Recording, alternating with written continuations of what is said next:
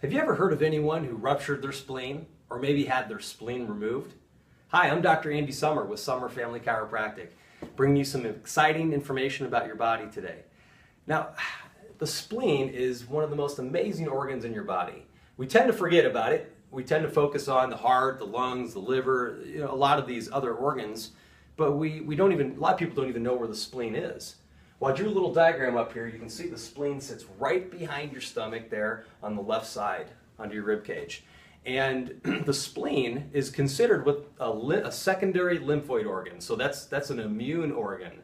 Your immune system that fights off invaders in your body. So your spleen actually stores white blood cells.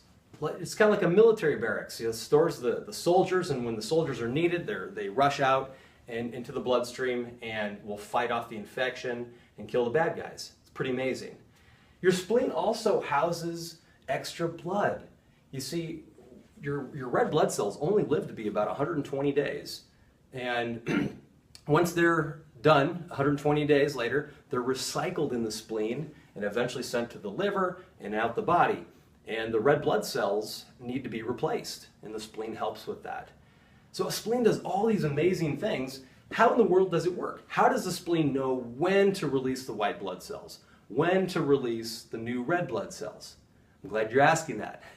The nervous system, your brain, your spinal cord, and all the nerves in your body connect and control the organs, the systems, the cells. So if something's going on in the blood over here, the brain's going to find out about it. The brain's going to send a message down to another organ to adapt.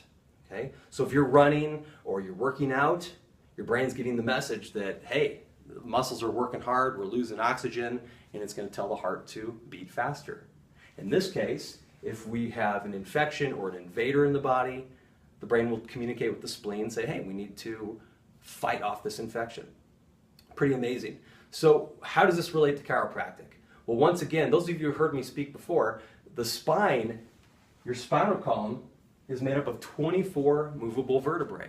As long as that tunnel of vertebrae is in alignment and it's functioning properly, the messaging is going to get to the systems, the organ, the spleen, and be able to communicate properly.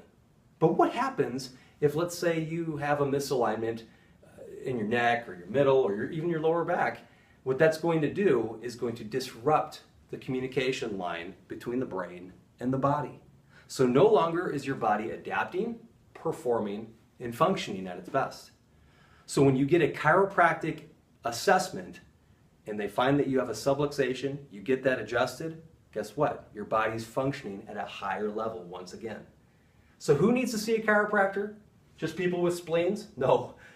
Everybody needs to see a chiropractor to get their spine checked. Just like which cars need to go in for maintenance. All cars need to go in for maintenance. So I hope you learned something today about a very important organ in your body and how chiropractic relates to that. And stay tuned for more exciting information here in the future. I'm Dr. Andy Sommer with Sommer Family Chiropractic, and we'll see you next time.